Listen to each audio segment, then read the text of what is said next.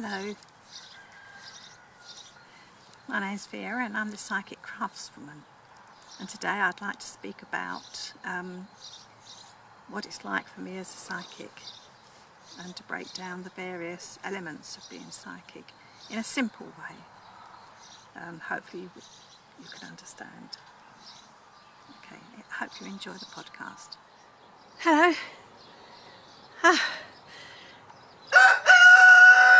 There's the cockerel. I'm in the cockerel's patch, which is the chicken patch, and I wanted to talk to you today about what it feels like to be psychic, or what psychic is. But I need to be doing things as well, because I talk better with you about cockerels want to have a word as well. Anyway, what I'm doing is I've just brought round from the courtyard a barrel load of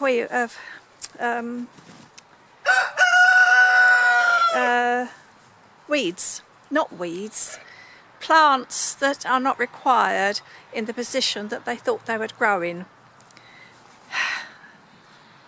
Thus. Okay, and I need to just turn the wheelbarrow around so that there's some worms in the bottom where I don't think you can see them, but they're little red worms that I think the chickens would enjoy. You know, part of the food chain. So I'm just going to pop you down for a minute while I turn the wheelbarrow over. Okay, darling, chickies, yeah, you're clear. I'm away. This worm is here for you. Lovely. No need to hide. Right, I'm away. Oh dear. That was... I'm out of puff. So we're going to go along with the wheelbarrow.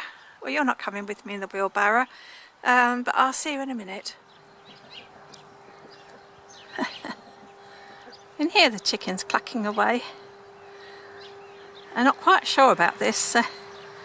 They normally have piles of straw put in there, piles of straw from the old hay bale. But they haven't realised that in that lot there's some worms.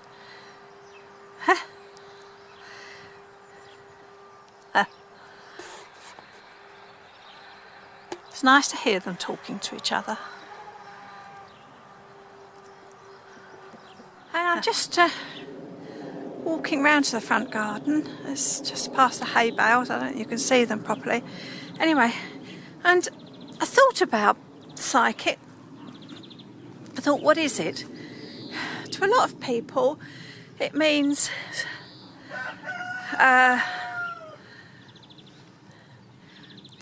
one of the favourites is talking to the dead, which is not. I can only speak how it is for me and not for everybody else. Everybody else has their views, has their ways, and uses the word psychic and mediumship and everything to their own satisfaction. Well, for me, it's more of a reality, I think. Being psychic is being in tune with all that there is. All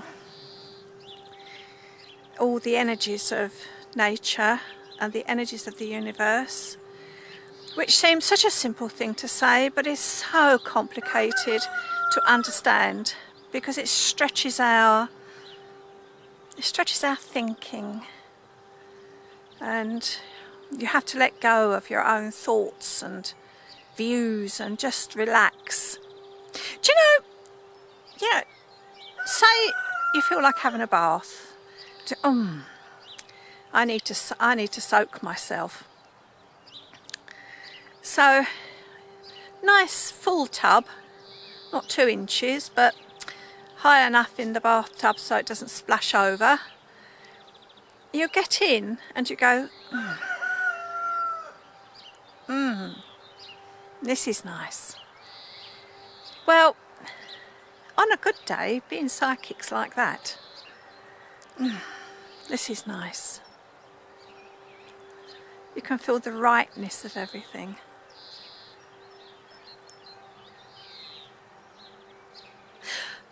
But sometimes the bath water might be a bit cold.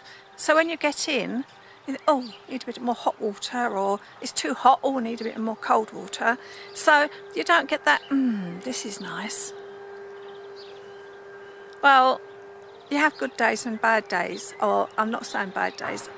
You have good days and not so good days. Being psychic. Anyway, let me switch you off for the moment because I need to go and sit down because my legs are complaining at me. I've been sitting here for the last 20 minutes or so, just drinking in the sunshine. I was talking about that bath water being hot or cold, and too hot or too cold when you get into it, and it feeling uncomfortable.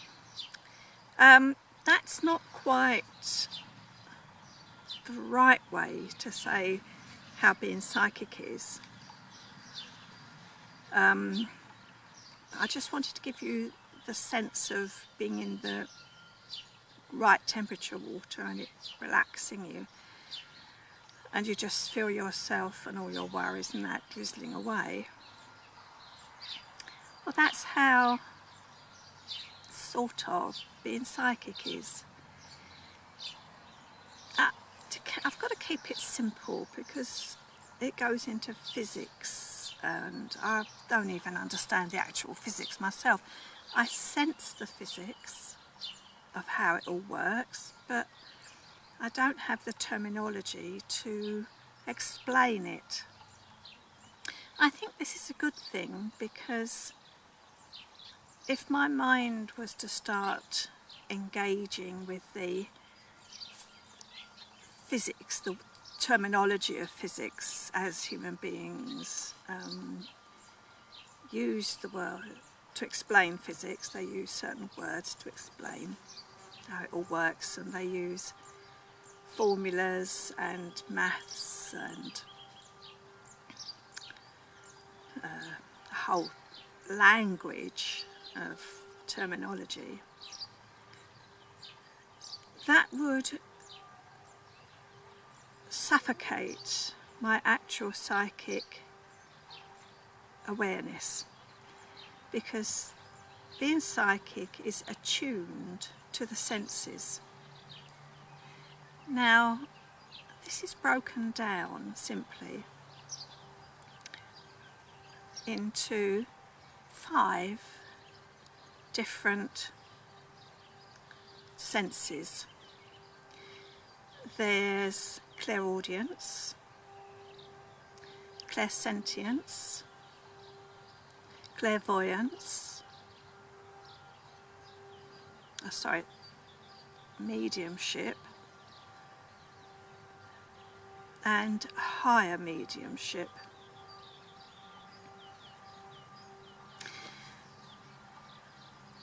All of these words you maybe would be familiar with. Mediums, people call themselves mediums because they see it as talking to the dead or to those who have passed over. I don't like the word dead, I just use the word because it's a popular word, and I'm just trying to explain how people misuse the term mediumship. I'll explain in a minute what it truly means to my understanding and my experience. I'm 72 years old now, and glad to be at this time of life when I've learned a whole lot of wisdom through life challenges. I've fought many battles with myself and fought to be a better person, always to be a better person. It's been a bit of a scramble sometimes, most times, but it's been worth it because it gives me an inner strength through which comes my higher psychic awareness, and that's worth it. It is worth it. Anyway, let me start at the beginning, and let me say, let's explain clairaudience simply. Clairaudience is hearing. It's hearing words. But it's not like somebody standing beside you, although they are standing beside you, but in the different dimension. So I'm keeping it simple. I'll try and keep it simple for you. Clairaudience is hearing voices, and they're in your mind. They're not making up, because the way they come in is silently. It's not like a human being talking to you. Keep it simple. It's not direct hearing, as in hearing the world or hearing people in the world talking to you. It's a silent voice. You could call it in your intuitive self, and I don't want to go into it today, but it does link into your higher self, the clairaudience. There is a difference between your intuitive voice, inner voice, and what is posted in. It's like having an email. This is what I think it's like, because these words just get posted in, and they're often nothing to do with what is relevant to you at that moment. And I'm just trying to keep this a simple awareness. I'm trying not to go into the whole way of clairaudience. I will make a separate vlog for this, because I can then share with you how this works. But I just wanted to give you a simple understanding.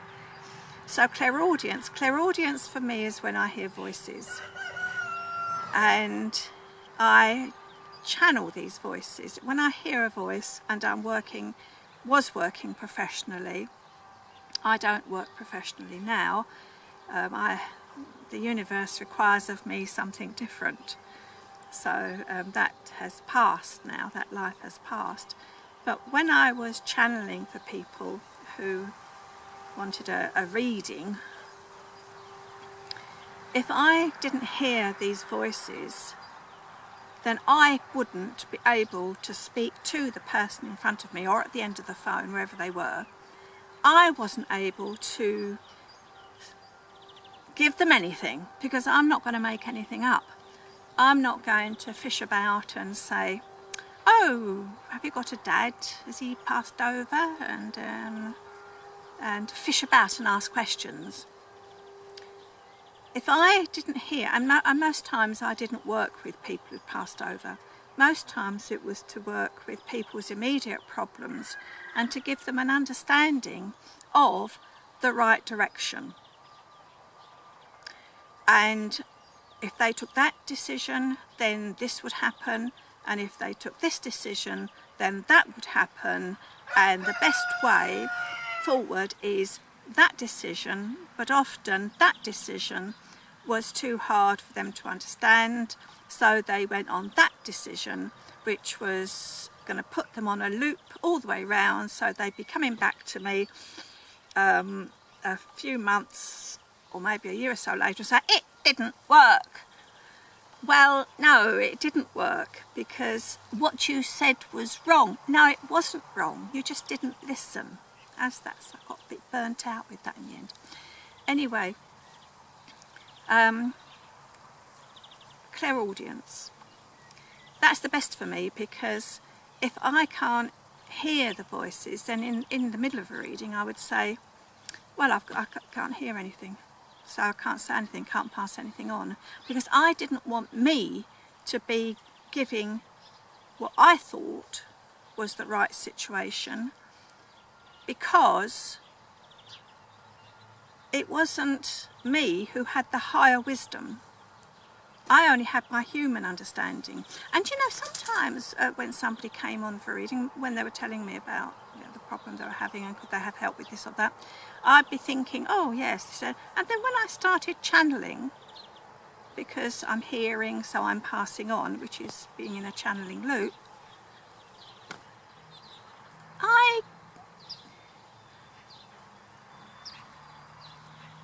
sorry. Well, this is what happens, you see. I'm chatting on, and then they've I haven't mentioned healing, sorry.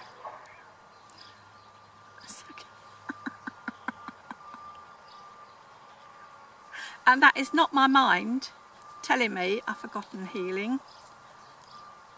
That came in from that direction. Yeah, all right.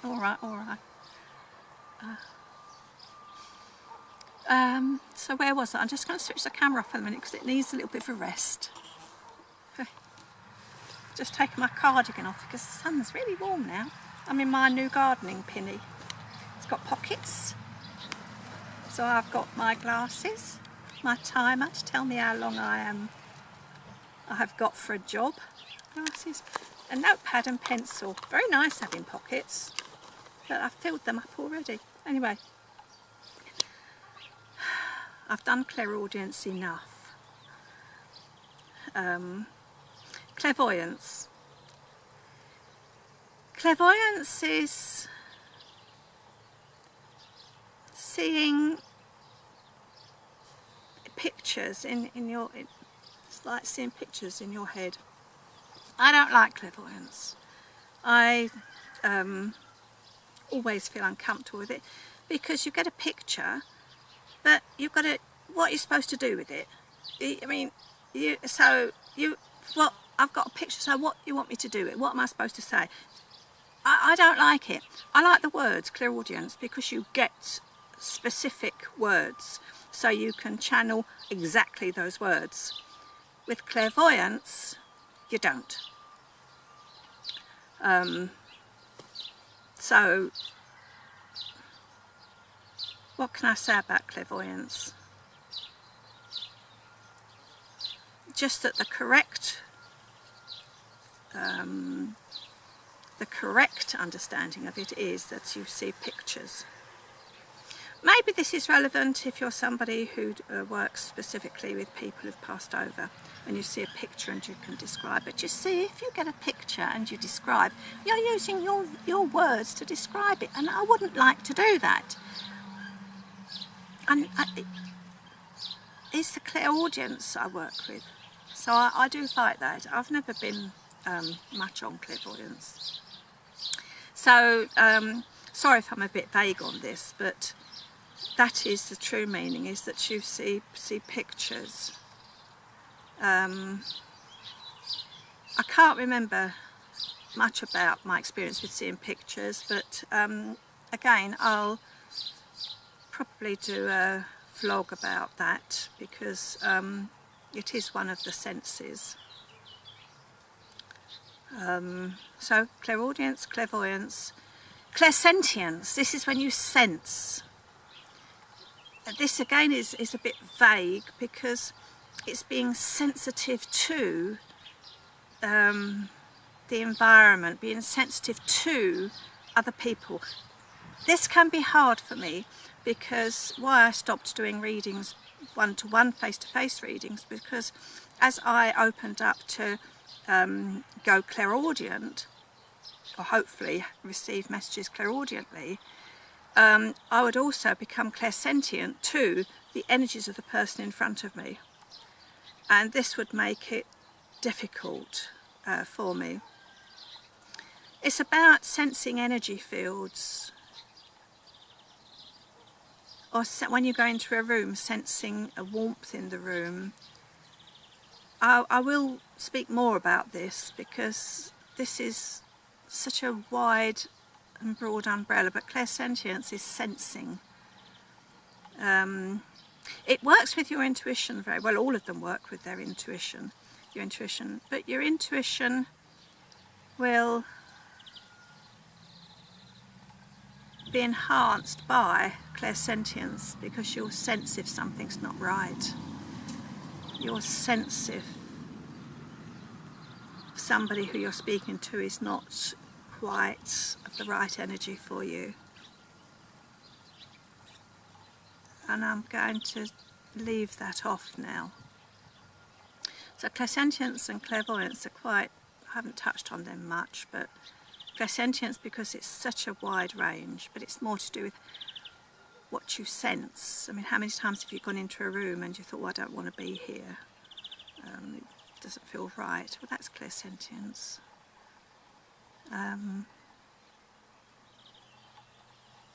Also, smelling perfumes, maybe cigarette smoke, things like that, they're all clairsentience as well.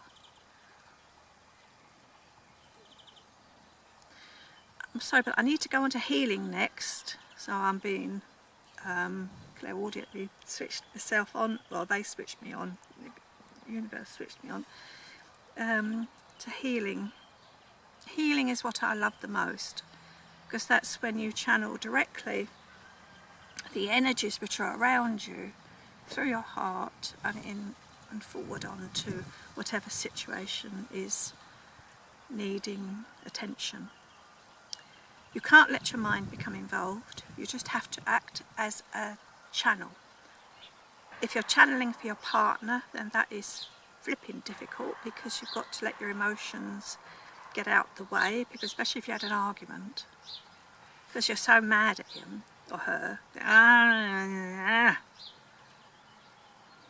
and blaming them for upsetting you and so on. And it's hard to sit and get that loving link back, but not by talking to them, not by arguing more, not by buying them presents or making them a meal or cuddling them or offering other pleasures, you know how we are human-wise.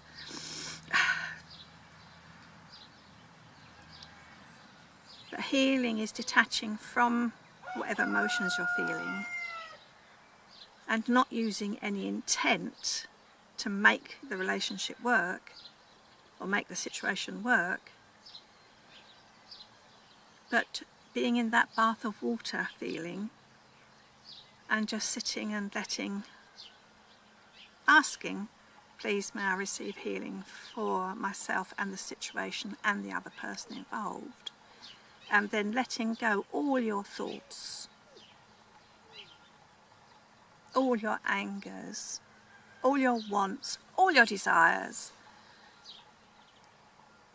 Open your hands and letting it flow, just like you're in a bath of hot water, warm water. Hot's not good for your skin.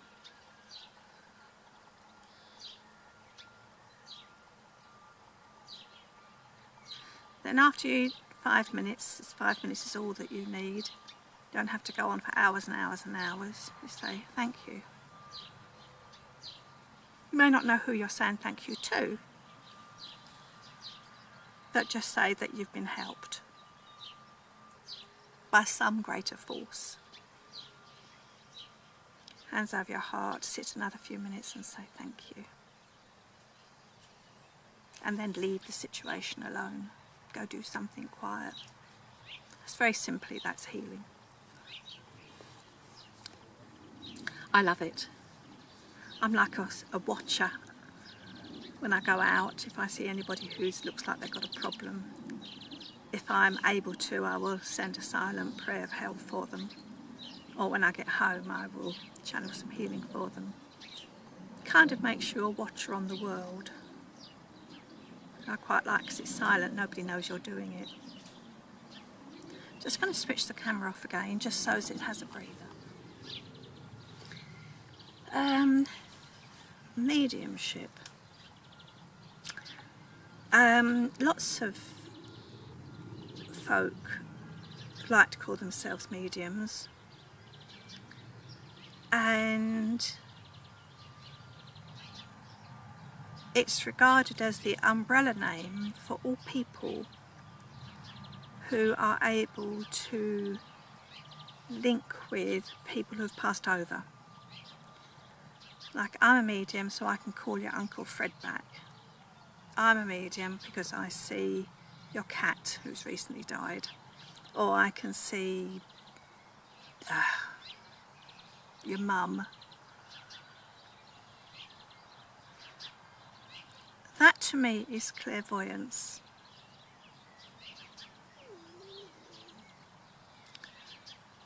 Mediumship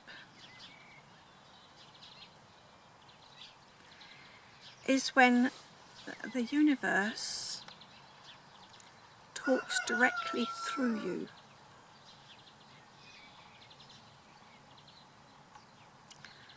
I have had a lot of experience with this and have been challenged by people. I used to work as a visiting sort of vicar type person in the spiritualist churches of England, and you have a patch of time for half of the service where you give messages, and sometimes the mediumship would click in, and I don't change in myself. I'm still me, I'm still Vera, but the flow of my voice changes. It goes on to an even keel. It doesn't go up and down. I mean, I've been speaking to you mostly from myself in explanation of the qualities of clairaudience, clairsentience, etc. Apart from clairaudience, when they did click in and remind me about healing. And that stops me, because it stops my flow. But that's my flow of language, my up and down. Well, everybody speaks up and down. But mediumship, your voice is on an even keel. Now, you won't be talking, well, I don't know what they would be talking because I don't remember afterwards. In fact, any of these channelings, whether it be clairaudience, clairsentience, etc., etc., I never remember afterwards what has been done or what has been channelled. Because if I did, then I would know that it was my memory, that it was my head which was involved. If you don't have memory after the work that you've done via these various ways of being psychic, then you are... Sorry, I've lost track. And that's me losing track, not me having a incoming message or anything, or incoming words for you, because my head's gone blank. See? And I've got no more words to say to you. I think that's because I need a cup of coffee, because it's probably near lunchtime. And I'm not sure if this camera is going to look very good because I'm sitting in full sun, and I'm not sure if I should be more shaded. But I think mediumship is for another day. That's okay, I understand that. Mediumship is for another day. It's where your voice talks, and if you start thinking, hang on a minute, okay, I've got how to explain it. And this is me, my head, not help from other sources. It's when I'm working mediumship-wise, then my head doesn't think the words first. I'm listening to what is being said, and I'm often amazed at what's coming out. It's not high-tech, no-word stuff, not fancy language or Indian language or some Kathmandu person or anything like that. I'm still me, but my words just become level and very, very wise, because as I speak, the energy of the universe comes through with that voice as well. And the person I'm speaking to will often stand quite still, like transfixed. I don't know whether that's a good thing or not. I think transfixed is probably the wrong word. They just they listen, that's better. Transfixed would suggest that they're terrified, and they never are. But anyway, that's mediumship. That will be definitely another vlog as well. And higher channeling is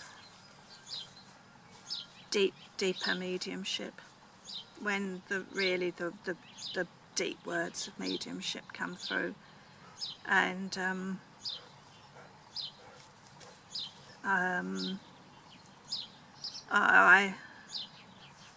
I've had snippets of that, that I would probably, I don't know. They just said higher me. They stopped me talking to say higher mediumship, and I don't know what that is. I don't know whether I do channel higher mediumship, but that's interesting. That's a project for me to inquire. Anyway, I've got to go and have a cup of coffee, because I was felt I'm like an ice cube that's slowly melting. And I've got cheese to make, and just farm stuff, and a garden to sort out, which I was supposed to do this morning in my 40-minute chat to you. I allowed myself 40 minutes on my front garden, and I've spoken to you instead, which has been far more pleasurable. Anyway, I hope you've gained more sense about what being psychic is. I can only speak for myself, as I've said. It is a marvel. It's not a gift. It is not a gift. I must say that before I leave you. It is not a gift. If I was pompous, and if I thought I was fabulous and had lots of ego, I could have earned a lot of money, especially around the time when I was 40 and 50. I could have gone on television, and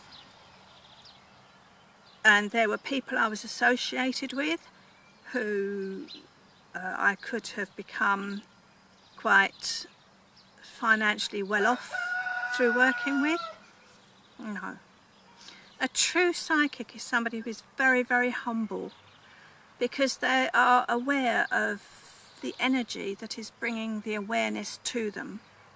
Also, that if you want to be a true psychic, you have to be balanced in yourself.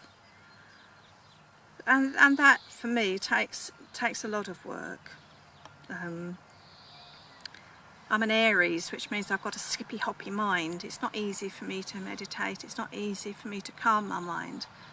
So I am my own worst enemy with that. I can't blame anything else other than that I have got a skippy hoppy mind, one subject to another, which makes it very difficult for me to be calm enough for the universe to connect with me. But they have their ways. They'll speak to me in the middle of the night, or when I'm en route to the loo first thing in the morning. That's when they gave me the title for this vlog, The Psychic Craftswoman. I was thinking along the lines of, I don't know, Heart and Home or something like that. You know, something not quite so,